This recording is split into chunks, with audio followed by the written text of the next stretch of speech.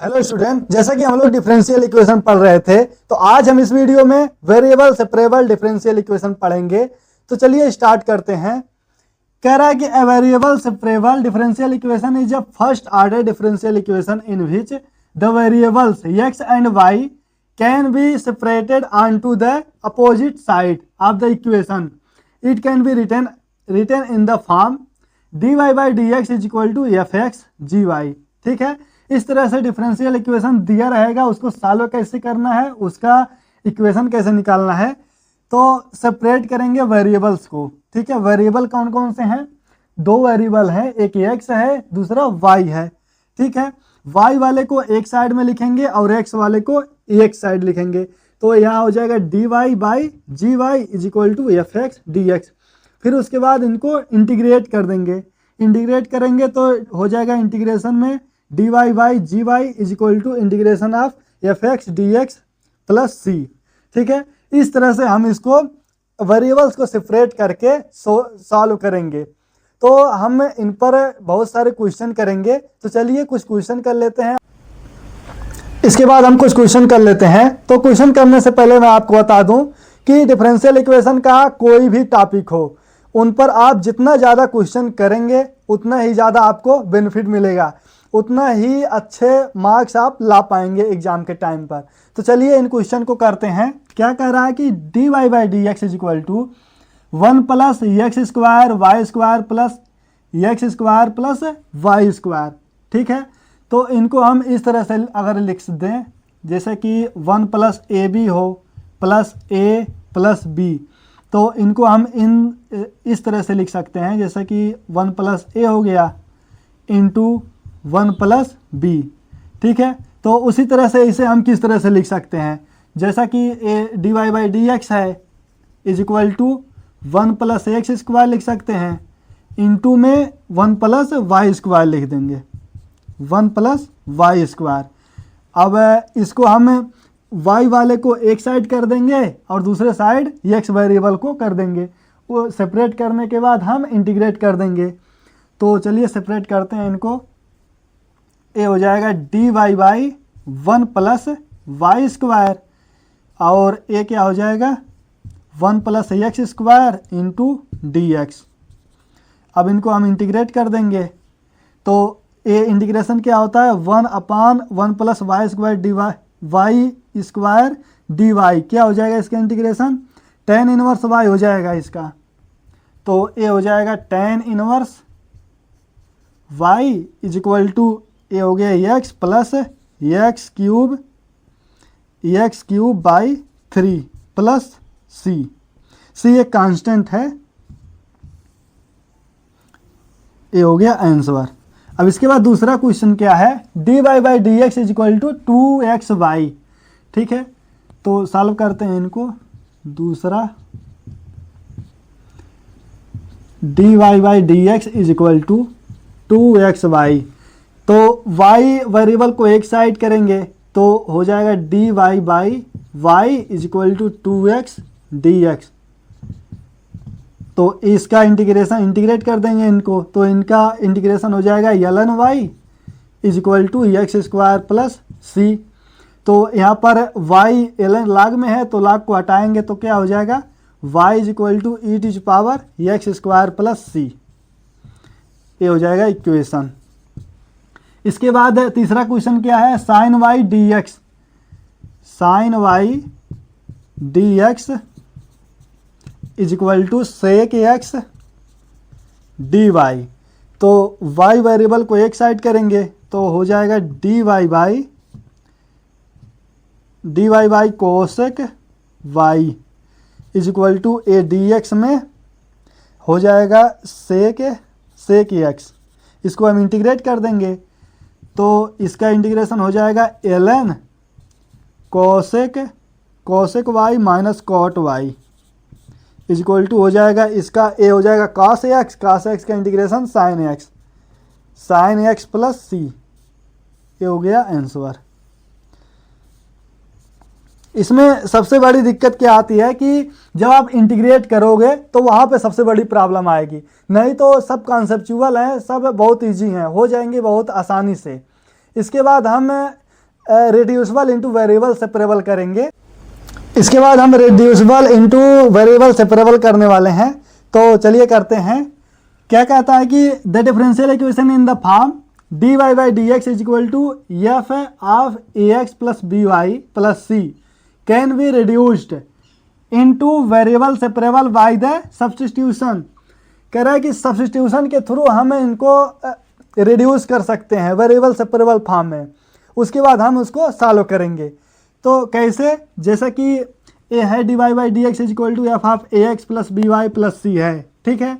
तो इसको हम a x plus b y plus c को हम टी मान लेंगे, ठीक है। इनको हम डिफरेंशिएट कर देंगे तो ये हो जाएगा a plus b d y by d x is equal to हो गया ए डी टी, ठीक है। अब इसके बाद हम d y by d x निकाल लेंगे यहाँ से। तो d y by d x क्या हो जाएगा, d y by d x is equal to d t ये हो जाएगा d t by d x है, एक्स के रिस्पेक्ट में कर रहे हैं। तो d t by d x minus a और ये हो गया 1 बाई बी, ठीक है। D y by d x की जगह पर ए रख देंगे यहाँ पर, d t by d x minus a into 1 by b. तो यहाँ पर रखते हैं तो हो जाएगा d t by d x minus a into 1 by b is equal to f of t, ठीक है। इस तरह से हम इनको रिड्यूस कर सकते हैं वेरिएबल सेपरेबल फॉर्म में। अब इसके बाद कुछ क्वेश्चन कर लेते हैं। तो नेक्स्ट बढ़ते हैं। इसके बाद रिड्यूसिबल इंटू वेरिएबल सेपरेबल का क्वेश्चन है। क्या है कि d y by d x is equal to sine a x plus 2y plus cos x plus 2y, ठीक है। तो इनको हम सब्स्टिट्यूट करेंगे, जैसा कि इसको हम एक्स प्लस 2y को टी मान लेते हैं, ठीक है।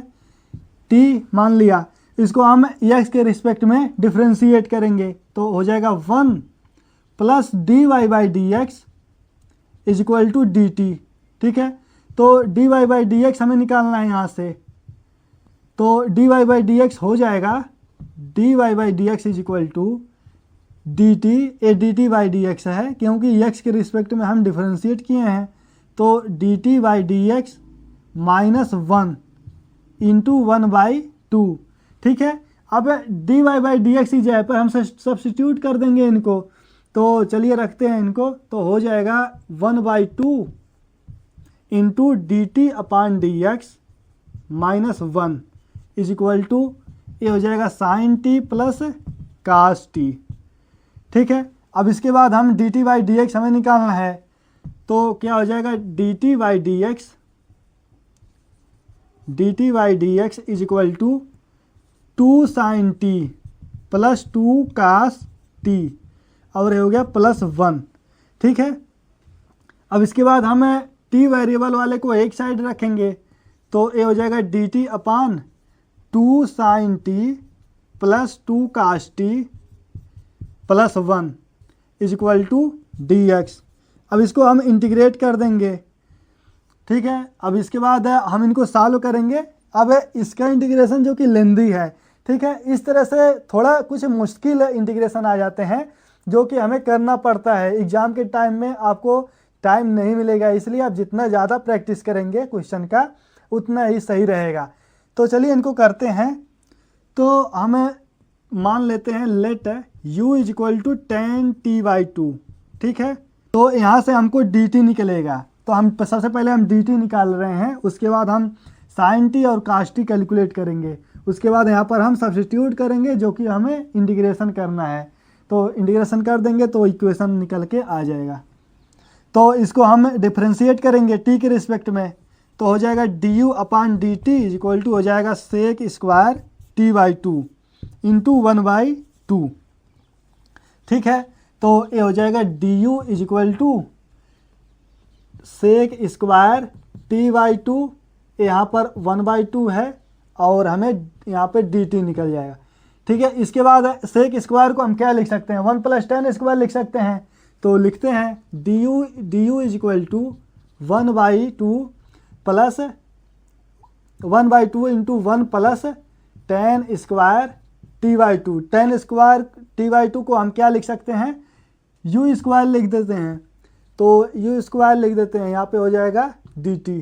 ठीक है, अब डी टी हमें निकालना है, तो d t is equal to हो जाएगा 2 du/1 प्लस यू स्क्वायर। ठीक है, डी टी हमारे पास निकल के आ गया। इसके बाद हम साइन टी और काश टी निकालेंगे। ठीक है, तो साइन टी निकालते हैं। इसके बाद हम साइन टी निकालते हैं, तो साइन टी होता है 2 sin t/2 cos t/2। ठीक है, और इसके बाद यहाँ पर हमने u को tan t/2 माना है, तो tan को क्या लिख सकते हैं, sin बाई cos। तो हो जाएगा u is equal to sine t/2 upon cos t/2, और हो गया sin t/2 is equal to u cos t/2। ठीक है, sin t/2 is equal to u cos t/2 हो गया। तो अगर cos t/2 निकल गया तो यहाँ से sin t/2 निकल जाएगा, फिर यहाँ पर रख देंगे तो ये हो जाएगा sin t निकल के आ जाएगा। तो चलिए निकालते हैं। तो होता है sec square t/2 is equal to 1 plus tan square t/2 होता है। ठीक है, और यहाँ से ये हो जाएगा cos square t/2 is equal to 1/1 plus u square. इसको tan स्क्वायर को हमने u माना है, tan को, तो यहाँ पर यू स्क्वायर हो जाएगा।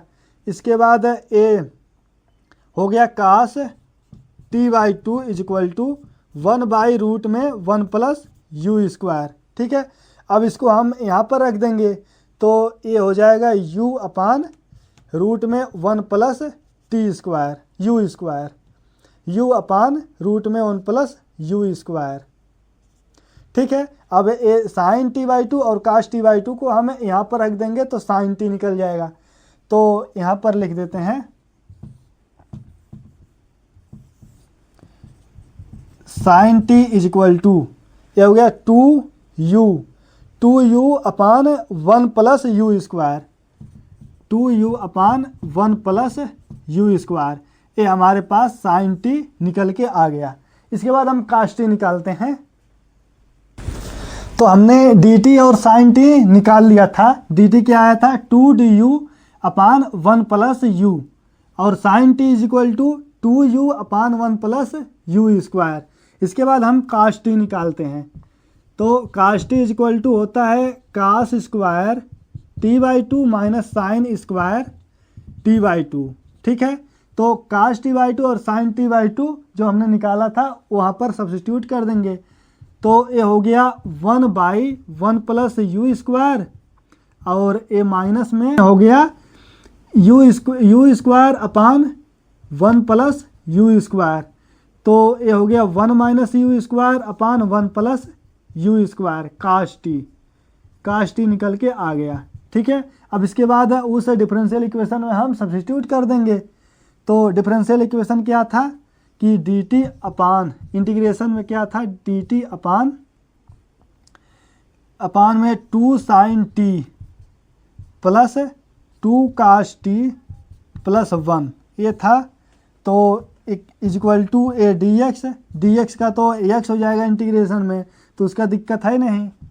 और a क्या हो जाएगा dt अपान, dt क्या है, dt हमने निकाला है 2du upon 1 plus A you square है, यू स्क्वायर।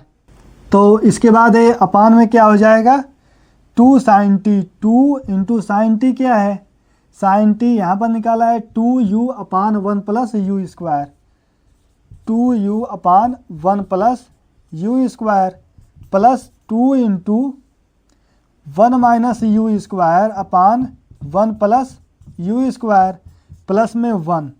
तो इसको हम इंटीग्रेट कर देंगे। ठीक है, is equal to a x plus c इधर आ ही गया है। और इसके बाद ए 1 प्लस यू स्क्वायर और नीचे 1 प्लस यू स्क्वायर कैंसिल हो जाएगा। कैसे, जैसा कि ए अपान 1 प्लस यू स्क्वायर है यहाँ पे, और इसमें एलसीएम हो जाएगा 1 प्लस यू स्क्वायर। ठीक है, तो यहाँ से ये पूरा उतर जाएगा, प्लस में ये 2 इंटू 1 माइनस यू स्क्वायर हो जाएगा यहाँ पे, और यहाँ पे 1 प्लस यू स्क्वायर हो जाएगा। तो टोटल में बचेगा अपान में 1 प्लस यू स्क्वायर। तो 1 प्लस यू स्क्वायर और ये 1 प्लस यू स्क्वायर कैंसिल हो जाएगा। तो ये टोटल निकल के आ जाएगा हमारे पास इंटीग्रेशन ऑफ 2du अपान में ये हो गया 4u प्लस में ये हो गया 2 minus 2u square, 2 minus 2u square plus 1 plus u square, 1 plus u square. ठीक है, इसके बाद a हो equal to x plus c है ही, और a हो जाएगा इंटीग्रेशन ऑफ 2du अपान, अब इसके बाद a हो जाएगा 4u प्लस में a 3 हो गया माइनस u स्क्वायर। ठीक है, equal to x plus c. तो इसमें हम -2 बाहर निकाल लेते हैं, -2 बाहर निकाल लिया तो हो गया du अपान u square minus 4u plus में माइनस में 3। ठीक है, तो a इक्वल टू हो जाएगा -2 इंटीग्रेशन में du अपान, इसका हम फैक्टर करेंगे तो क्या हो जाएगा u प्लस, यहाँ पे हो जाएगा u माइनस 2 का होल स्क्वायर -4 -3। ठीक है, और जो कि a ऐड होकर के -7 हो जाएगा, तो अब इसका इंटीग्रेशन क्या होगा -2 इंटू 1 अपान 2 रूट में 7। ठीक है, ln में हो जाएगा u minus 2 minus root 7 upon u minus 2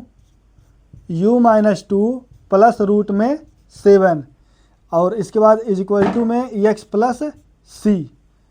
ठीक है, और ये 2 कैंसिल हो गया तो क्या हो गया -1 upon root 7 ln u minus 2 minus root 7 upon u minus 2 plus root 7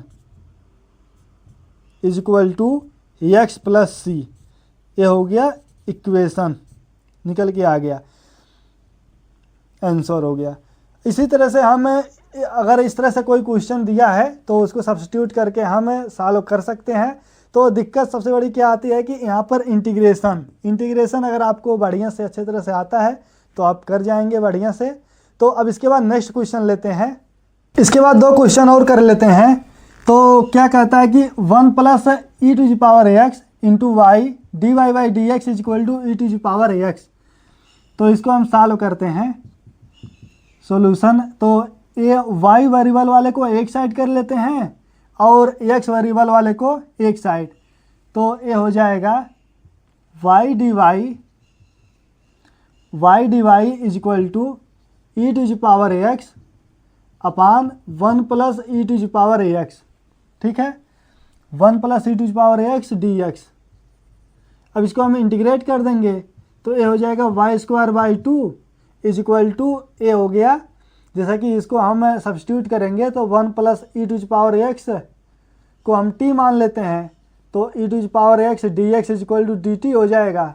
ठीक है, तो ऊपर एक डी टी हो गया और नीचे टी हो गया, तो हो गया log में 1 plus e to ji power x plus सी। ये हो गया सॉल्यूशन।